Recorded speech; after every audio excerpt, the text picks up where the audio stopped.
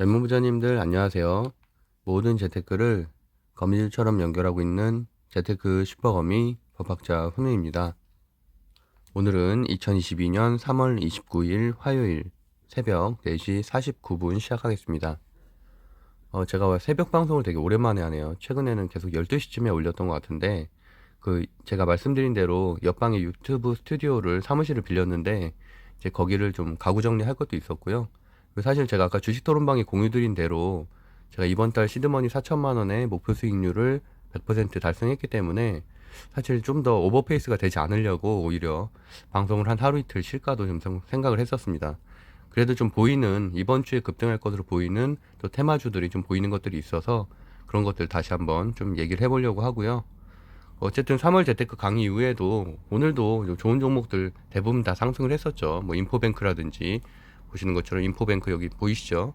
여기도 오늘 또 7%, 어제 이어서 오늘도 7% 상승을 했었고 하여튼 계속 다 좋은 흐름을 보이고 있습니다. 일성건설 같은 경우는 벌써 70%, 오늘도 상승을 했죠. 오늘도 한 장중한 때 4% 정도 상승을 했었고 내일도 좀 추가적인 상승 여력이 충분히 있다고 보고 있고, 어쨌든 중요한 것은 일성건설만 해도 벌써 열흘 만에 70%가 상승을 했고요. 나머지 로보로보라든지 이런 것들은 12월 재테크 강의 이후 거의 3배 이상 올랐는데, 로봇주 같은 경우는 대부분 2배 이상은 또 올랐죠. 그리고 최근에 휴림 로봇이나 이런 것들은 신고가, 위진 로봇도 신고가 달성으로 가고 있고요. 그러니까 어쨌든 재료에도 단기, 중기, 장기 재료가 나뉘기 때문에 그런 것들을 좀 구별해서 내가 이 종목을 끌고 가는 게 나은지 아니면은 데이 트레이딩을 하는 게 나은지를 분석하는 눈이 굉장히 중요하다고 보고 있고요. 제가 주식 스터디 때도 이제 단기, 중기, 장기 재료를 구별하는 방법이라든지 이런 것들을 또 말씀드리곤 하지만 저도 어쨌든 계속 내용을 좀 업데이트하고 있다. 그래서 어쨌든 같이 공부를 해야 된다라는 말씀을 드리겠습니다. 지난번 설명드렸던 대로 굉장히 오래가는 재료들이 있죠. 원전이라든지 오징어 게임 관련된 주들, 로봇 주들 이런 것들은 거의 2달 내내 상승을 했기 때문에 사실 그럴 때 좀 자신감 있게 좋은 좀 큰 돈을 좀 넣는다면 그래서 수익률을 굉장히 크게 1년치 내가 벌 돈을 다 벌 수도 있다. 그래서 어쨌든 그런 것들을 좀 안정적으로 잡아가는 게 우리가 주식 투자에서 큰 돈을 벌 수 있는 원칙이라고 생각을 하고 있습니다. 물론 데이 트레이딩을 잘 하시는 분들도 있지만 사실은 거래 수수료 떼고 나면은 얼마 남지 않는 경우가 대부분이고, 데이 트레이딩에 좀 의존을 하다 보면은 결국에는 12월 통계, 1년치 통계를 다 보면은 사실 내가 건져간 건 별로 없는 그런 달이 훨씬 더 많을 겁니다. 그렇기 때문에 어쨌든 큰 돈을 벌 수 있는 것들은 대부분 그래도 스윙, 일주일이든 한 달이든 끌고 가는 것들, 중장기 재료로서 조정 눌림 두려워하지 않고 좀 끌려가는 그런 것들이 좀 중요하다고 보고 있습니다. 어제 말씀드렸던 시장에서 가장 강한 테마주 네 섹터 말씀드렸었는데, 이런 것들은 그래도 한 달 정도는 시세가 남은 것들이 좀 있어요. 그래서 그런 것들 꼭 체크해 보셨으면 좋겠고, 근데 계속 말씀드리는 것처럼 대장주는 분명히 바뀔 수 있습니다. 그래서 지금 같은 경우는 일성건설이 대장주지만 동신건설도 최근에 다시 치고 올라오고 있고요. 오늘과 같은 경우는 동신건설이 22%까지 상승을 했었죠. 그리고 제가 어저께 말씀드렸던 이스타코 같은 경우도 장중한 때 5% 정도, 또 이스타코도 최근에 또 강한 흐름을 보이고 있고, 보시면은 이제 동신건설이 22%까지 올라왔었죠. 그리고 이스타코도 장중한 때 약 한 6%짜리 급등을 하는 모습이었습니다. 그래서 수익을 낸 분들이 좀 있더라고요. 그 이스타코로. 그래서 축하드리고요. 일성건설도 오늘 장중한 때 한 3% 정도 급등을 했었고 다시 장막판에 좀 들어올리는 모습이었습니다. 그다음에 원전주도 강했었죠. 원전주도 물론 오늘 같은 경우는 지수 횡보장이었고 하락장이었기 때문에 사실 양봉만 나와도 사실 다 강한 거긴 한데, 특히나 오늘은 이제 순환매가 좀 돌면서 서전기전이 다시 오랜만에 이렇게 11%까지 급등을 했었고요. 나머지 보성파워텍 같은 경우도 장중한 때 5% 정도, 그래서 저도 보성파워텍에 잠깐 들어갔다 나왔습니다. 그리고 로봇주 오늘도 강했죠. 휴림 로봇 22%, 유진 로봇도 장중한 때 15%. 그럼 아랫단에 있는 것들도 오늘은 좀 강했어요. RS 오토메이션, 나무가, 해성 TPC, 아지넥스텍 이런 것들 예전에 다 로봇 관련된 주로 제가 다 정리해드렸던 곳들이고요. 어쨌든 이런 것들이 순환매가 돌면서도 같이 로봇주가 여전히 강세를 보이고 있다. 다만 계속 말씀드리는 것처럼 당연히 조정은 필수적이죠. 조정은 필수적이고 메타버스 조정 제가 사례를 계속 말씀드리고 있잖아요. 그래서 메타버스 같은 경우도 한 100% 정도 오르고 한 50%를 거의 한 7개월 동안 조정을 받았죠. 7개월 동안 50% 반토막이 나고 다시 최근에 좀 올라가는 모습을 보이고 있기 때문에 좀 그런 흐름들도 꼭 체크를 해야 된다. 그래서 어쨌든 시세가 꺾이면은 뭐 20선 이탈하거나 이런 시그널이 보이면 바로 매도를 하고 정리를 다 해야 된다라는 말씀도 드렸습니다. 그리고 이제 메타버스 관련된 종목들도 제가 어저께 섹터로 말씀드렸었는데, 오늘 같은 경우는 역시나 대장주인 선익시스템이나 MP 같은 경우는 밀리지 않고 강한 모습을 보였고요. 오늘은 사실 악재가 좀 발생을 했죠. 자이언트 스텝이 블록딜 이슈 때문에 12% 정도 하락을 했는데, 제가 계속 말씀드린 대로 이번에 메타버스는 2차 상승이라고 말씀드렸었잖아요. 1차 상승 때는 대부분의 종목들이 다 상승을 했었죠. 뭐 여기 있는 선익시스템서부터 시작해서 맥스트까지 거의 한 열 몇 개 되는 종목이 대부분 다 상승을 했다면, 2차 상승은 선별적 상승이다. 그렇기 때문에 이번에 상승하게 된 재료는 애플 글라스, 그다음에 삼성 글라스잖아요. 지금 아직 출시되지 않았지만, 그렇기 때문에 XR이나 VR 기기, 그다음에 이제 광학 기기를 만들 수 있는 업체만 급등할 것이라고 말씀드렸었고, 이제 그런 것들 중에 대표적인 것이 이제 선희 시스템이고요. 그다음에 이제 MP 정도가 좀 되겠죠. 나머지 아랫단에 있는 것들은 대부분 소프트웨어, 그다음 특수 효과를 만드는 것들이기 때문에 사실은 뭐 직접적인 관련성은 조금은 떨어진다고 볼 수 있을 것 같습니다.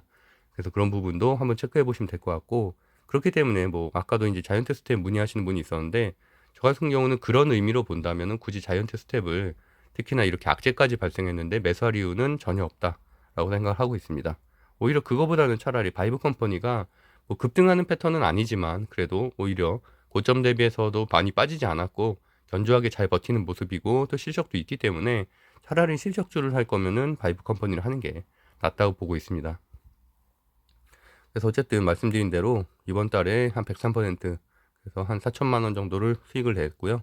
오늘 같은 경우도 저는 이제 지난주 금요일에 보성파워텍하고 비덴트를 종가 매수해서 두 종목 들고 있었고, 사실 종가 매수한다는 거는 당연히 월요일 날 급등할 것을 알고서 매수를 하는 거죠.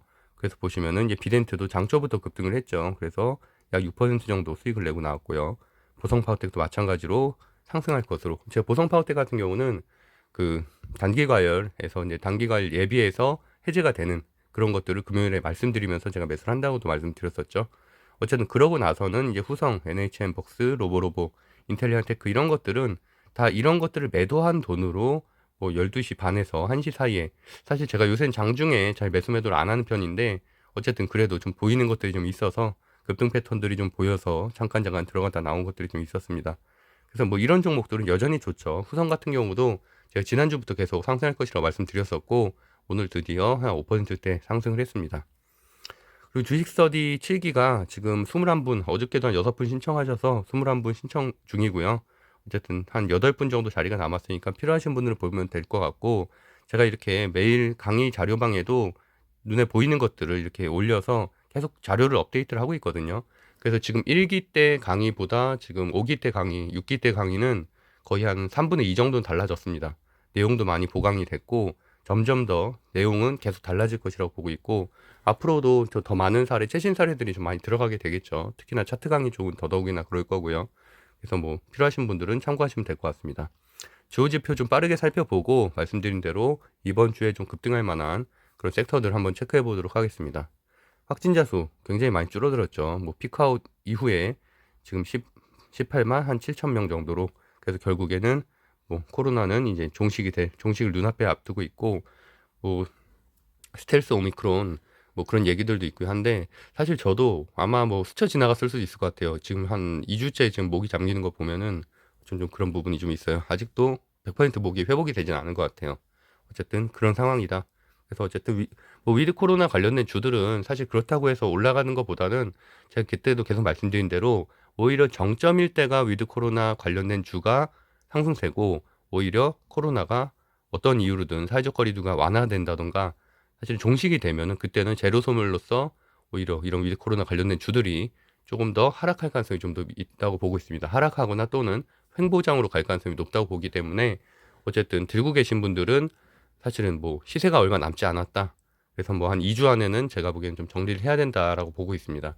물론 그러고 나서 실적이 정말 눈에 보이는 실적들이 괄목할 만한 실적들이 나오게 된다면, 그렇게 되면은 또 다시 그때는 이제 주가 상승이 있을 가능성이 있겠지만, 일단은 현재 확진자 수가 줄음에 따라서 오히려 그런 것은 다 선반영이 이미 됐다라고 보시면 될 것 같습니다. 오늘 코스피 코스닥 횡보장이었고요. 계속 말씀드린 대로 이렇게 횡보장일 때가 오히려 개별주 장세기 때문에 테마주들 데이 트레이딩 하긴 훨씬 더 쉬운 장이라고 말씀드렸었고, 오히려 이럴 때가 삼성전자라든지 하이닉스라든지 대형주들이 못 가는 장이죠. 그러다 보니까 만약이라도 삼성전자 하이닉스가 상승하는, 그래서 지수가 1, 2% 상승하는 장이 오게 된다면 반대로 우리가 지금 요새 최근 많이 수익을 냈었던 테마주들에서는 실패 확률이 훨씬 더 높아지게 됩니다. 그러니까 양날의 검이기 때문에 그런 부분들도 꼭 체크를 하셨으면 좋겠고요. 현재 다우존스 좀 하락, 0.43% 하락 중이고, 나스닥은 그래도 V자 반등으로 소폭 올라가고 있는 모습입니다. 오늘 같은 경우는 테슬라 그 액면분할 이슈 때문에 상당히 급등을 하고 있는 모양새죠. 테슬라가 이제 주가를 좀 이끌고 있다 정도로 보시면 될 것 같고요. 유럽 증시도 전강 후약으로 어느 정도 하락 마감하는 모습이었지만 그래도 뭐 횡보장 정도로 보여집니다. 국채 금리는 계속 올라가고 있죠. 그러다가 이제 오늘은 한 2.4% 정도 그렇게 되고 있고, 원달러 환율도 지금 3년치 자료를 보시면은 거의 최고점에 한 1224원 거의 최고점에 이르르고 있습니다. 필라델피아 반도체 지수도 고점을 찍고 다시 이제 하락하고서 좀 횡보하는 모습이고요. 공포지수도 3년 동안에 보시면은 한 20포인트 정도로, 이게 30포인트가 넘으면 과매도 구간이라고 말씀드렸었고 오히려 그때가 매수 기회죠. 근데 이렇게 20포인트가 되면은 다시 반대로 얘기하면 매수세가 좀 많이 들어왔기 때문에 이제 다시 횡보장으로 갈 가능성이 좀 높다. 그러니까 기술적 반등은 이제 거의 마무리가 돼간다라고 보시면 될 것 같습니다. 국제유가도 지금 안정세에 접어들고 있죠. 105달러. 금속이나 니켈 꼭 보셔야 된다고 말씀드렸는데, 니켈이 2거래일 연속 상승을 급등을 하다가 다시 하락을 했습니다. 무슨 말이냐면 제가 니켈 뭘 봐야 된다고 말씀드렸죠. 니켈 가격이 떨어지면 배터리 봐야 된다고 말씀드렸죠. 배터리 관련된 주들이 니켈 가격이 다시 하락을 하게 되면 이쪽에 소재로 들어가는 것 중에 니켈의 비중이 높기 때문에 니켈이나 리튬이나 그래서 이런 가격에 좀 민감하다고 말씀드렸었습니다. 오늘 같은 경우는 에코프로비엠, LNF 그냥 소폭 눌러줬지만 추가적인 상승률이 충분히 있다고 보고 있고, 제가 말씀드렸던 대로 전해질 쪽도 다 괜찮다고 말씀드렸죠. 유진 머티리얼즈, 엠캠, 첨보 여전히 다 좋게 보고 있는 종목들이고, 충분히 지금 고점 대비해서 많이 하락한 가격이기 때문에 올해 20, 30%는 충분히 상승할 것이라고 보고 있습니다. 그리고 후성도 말씀드린 대로 고점 대비해서 많이 낮은 가격이죠. 그래서 여전히 괜찮게 보고 있습니다. 원자재 가격도 소폭 상승 중이고요. 이제 무엇보다 오늘 눈에 띄는 게 이제 이틀 전부터 폭등하기 시작한 이제 가상화폐 비트코인 가격이죠. 보시면은 5,700만 원을 지금 현재 넘어선 상태고, 거의 그래도 추세로 본다면은 상향 추세죠. 상향 추세. 1월 중순부터 시작을 해서 저점을 계속 높여가고 있는 상향 추세에 있다. 그래서 이제 그 이슈들을 좀 정리해 보려고 합니다. 일단은 이 이유가 가장 크겠죠. 보시면은 제렌 옐런 미국 재무장관이 가상화폐의 차이를 인정을 하고 혁신에 필요한 규제를 마련하겠다라는 것들을 25일 날 발표를 하게 됐죠. 그러면서 이제 폭등을 하기 시작을 했는데, 여기 보시면은 가상자산의 건전한 혁신을 위해 규제 환경을 조성하기 위한 정책을 마련하겠다. 그리고 또 바이든 대통령이 행정명령을 통해서 투자자 보호, 금융안정, 불법행위 단속 뭐 이런 것들, 그래서 어쨌든 제도권 하로 인정을 하겠다. 예전과는 조금은, 예전엔 좀 부정적인 스탠스였는데 그게 어느 정도 제도권 하로 긍정적으로 보는 관점도 추가가 됐다. 또한 우크라이나 전쟁 때문에 아무래도 가상자산이 기복인과 필환자산으로 좀 급선회하기 시작을 했죠. 예전에는 사실 금이었겠지만 지금 같은 경우는 그런 금의 이런 이동성이라든지 이런 게 불편함에 따라서 암호화폐를 기부금으로 또 군자금으로도 확보를 하고 있다. 여기 보시면 NFT도 있죠.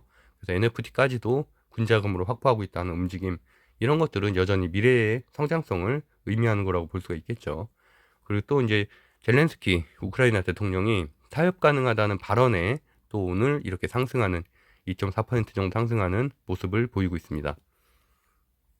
또 우리나라 주요 기업들도 지금 암호화폐 계속 발행하겠다고 하죠. 그래서 SK 스퀘어가 암호화폐 발행하겠다고 해서 오늘 약 한 2%대 상승을 했고, SK 스퀘어 같은 경우는 이제 코빗에도 우리나라 가상화폐 거래소 3위죠. 코빗에도 투자를 한 이력이 있고요. 그다음에 KG 이니시스도 가상자산 사업 진출 소식에 신고가를 달성을 했고요. 그래서 여전히 가상화폐 관련해서 최근에 지난주부터 좀 급등이 나오는 종목들이 좀 있다 보시면 될 것 같고요. 제가 계속 가상화폐 관련해서는 꼭 체크하는 것들이 있죠. 코인베이스, 미국에 상장한 이제 우리나라의 두나무라고 보시면 될 것 같아요. 업비트 상장사인 두나무. 그래서 지금 코인베이스 같은 경우도 지금 한 8%대 급등하는 모습. 그렇기 때문에 당연히 내일은 뭐 현재도 두나무 관련된 주들 제가 지난주부터 다 좋게 말씀드렸었죠. 그래서 오늘 같은 경우도 아까 제가 비덴트를 한 6% 정도 수익을 내고 나왔는데 전 당연히 종가에 다시 샀습니다. 왜냐면 오늘 다시 상승할 가능성이 높기 때문에 오늘과 내일 좀 지켜봐야 될 부분들이 장중에 뉴스가 떴기 때문에 비덴트 위지트, 우리기술 투자 뭐 이쪽 파트에 있는 것들은 다 두나무 관련된 주들, 빗성 관련된 주들인데 최근에 상승세는 아무래도 비덴트나 위지트 같은 경우는 좀 강한 편이고 나머지 과거에 강했었던 건 우리기술 투자나 에이티넘 인베스트먼트, DSC 인베스트먼트 이런 쪽까지 좀 체크하시면 될 것 같습니다. 물론 예전에는 제가 하나투자증권을 되게 좋아했었는데 아무래도 하나투자증권은 여기에 있는 것들에 비하면은 좀 시총이 무거운 편이라서 좀 상승은 급등까지는 아니고 한 3, 4% 정도 그 정도가 좀 한계더라고요. 그래서 어쨌든 뭐 체크하고 보시면 될 것 같고요. 싸이월드가 4월 2일에 출시를 하죠. 그래서 엠마켓 승인은 모두 끝났고 여기도 보시면은 암호화폐 도토리를 출시한다. 그래서 돈 버는 SNS를 보여주겠다라는 긍정적인 내용입니다. 뭐 사실 많이 오르긴 했어요. 그래서 제가 지난주에 다 정리해드렸죠. 싸이월드 Z 얼마 남지 않았다고. 그래서 마지막 슈팅이 좀 있을 것이라고 말씀드렸었는데 뭐 일정 부분은 NHN 먹스 같은 경우는 지난주 목요일이었나요? 금요일이었나요? 그때 한 15%까지 상승을 했었죠. 그리고 이제 CBI도 지분을 들고 있는 곳이고 한컴 MDS 같은 경우는 자체적으로 매각 이슈도 좀 있고 싸이월드 지분도 들고 있고 두 가지 이슈가 다 있죠. 한글과 컴퓨터 같은 경우도 뭐 관련주긴 한데 사실은 뭐 끼가 별로 그렇게 많지는 않아서 그냥 NFT까지 보고 중장기 보유하시는 건 괜찮겠지만 당장 이제 단기 급등에선 조금 나머지 CBI, NH벅스에 비하면은 좀 약하다. 뭐 한컴 MDS에 비하면은 좀 무겁기 때문에 어쨌든 좀 아쉽다라고 보시면 될 것 같습니다. 목이 완전히 갔네요. 그래서 그리고 또 이제 미국에서는 미국 증시에서는 이게 가장 큰 뉴스죠. 오늘 테슬라 주가 띄우기에 나섰나 주식 분할 추진하겠다라는 내용이고요. 그러다 보니까 테슬라가 장중할 때 8%까지 급등을 했고 아무래도 테슬라가 움직이면 같이 움직이는 좀 종목들이 좀 있죠. 그래서 뭐 인포뱅크, 텔레칩스, 칩셋 미디어 3월 재테크 강의 픽 종목이었고 2월에도 픽 종목이었어요. 그래서 인포뱅크 같은 경우는 제가 뭐 1월 달부터 말씀드렸으니까 그 이후로는 거의 한 40% 정도 상승을 했죠.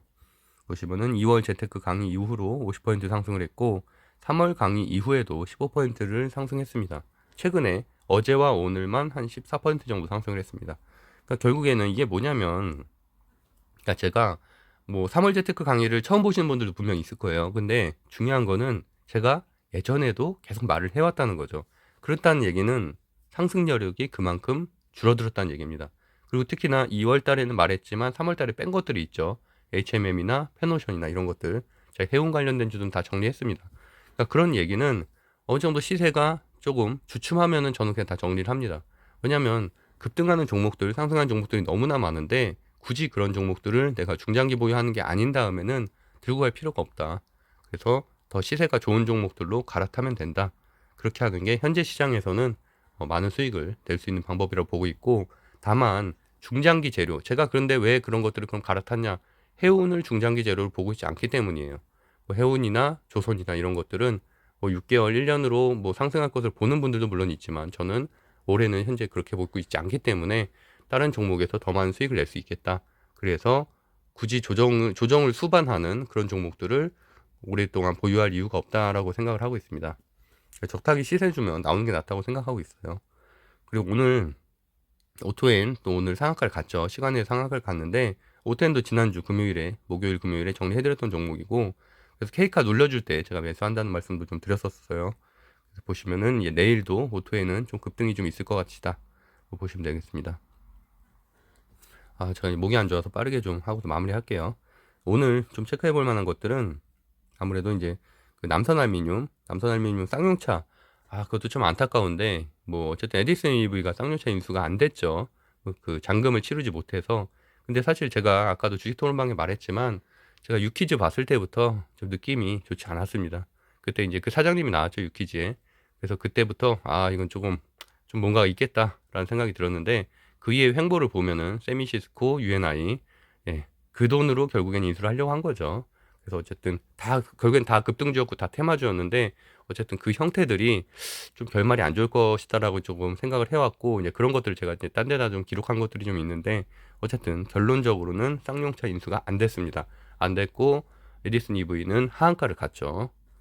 그래서 이제 어쨌든 그러다 보니까 쌍용차가 다시 이제 시장에 나오게 돼서 남선 알미늄, SM그룹에서 원래 쌍용차를 인수하려고 했었죠. 예전에 추진이 좀 됐었는데 그 자회사인 남선 알미늄이 오늘 상한가를 갔고 알미늄 가격이 최근에 물론 오르긴 했지만 그것 때문에 상한가를 간 게 아니라 쌍용차 재료 때문에 상한가를 갔다. 그래서 이제 아랫단에 있는 삼알미늄이나 조일알미늄까지도 같이 움직이긴 했는데 그것도 참 웃기죠 보면은. 그래서 전혀 상관없는 걸로 네, 그렇고 이제 그 아랫단에 휴림 로봇 여기도 이제 삼부토건 관련해서 매각 이슈가 좀 있어서 나왔고 오토엔은 뭐 지난주 설명드린 대로 대기업 중고차 진출인데 여전히 지금 차량용 반도체 부족으로 인해서 차량 생산이 안 되잖아요. 그 제네시스 같은 경우는 거의 뭐 1년 걸린다고 하더라고요. 그러다 보니까 역시나 중고차 쪽이 좀 더 수급이 붙고 있다. 중고차로 인해 돈이 몰리고 있기 때문에 이런 관련된 것들도 추가적인 상승 여력이 있었다는 거고 오리콤도 제가 금요일날 말씀드렸었죠. 이거 상승 여력이 있다고.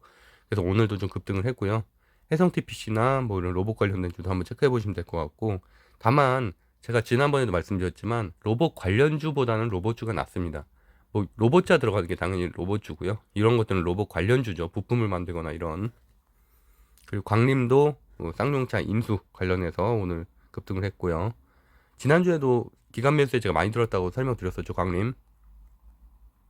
그리고 우리는 IB 기명, 조일알미늄 정도 체크해 보시면 될 것 같습니다. 동신건설, 제노코도 뭐 예전에 제가 그 200% 무상증자 때도 사례로 설명드렸었고 최근에 리포트 공유해드렸었죠. 주식 스터디망에. 그러고 나서 계속 급등하는 모습입니다. 그러니까 그런 것들은 사실 그날은 급등을 하지 않았었어요. 그날은 오히려 리포트 공유한 날은 급등하지 않았지만 그 이후로 나서 30% 정도 지금 올랐거든요. 그래서 이런 것들도 보시면은 이제 저점 다지고서 충분히 올라가는 상황이었기 때문에 어쨌든 조금 인내심을 갖고 기다렸으면 굉장히 큰 수익을 날 수 있었다. 그 정도 체크해 보시면 될 것 같습니다. 거래금액 상위 종목 위에 보면은 오토엔, 휴림 로봇, 남선 알미늄 각각의 재료들 체크해 보시는 게 중요하고요.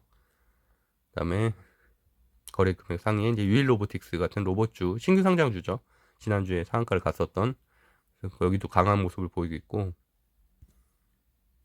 로봇주들이 상당히 많이 들어있다는 게 특징이죠. 그렇기 때문에 그만큼 현재 시세를 강하게 형성하고 있다. 외국인 순매수 종목에 보면은 원전 관련, 그다음에 금리 인상, 쌍용차, 건설 뭐 이 정도가 체크가 돼 있다는 것.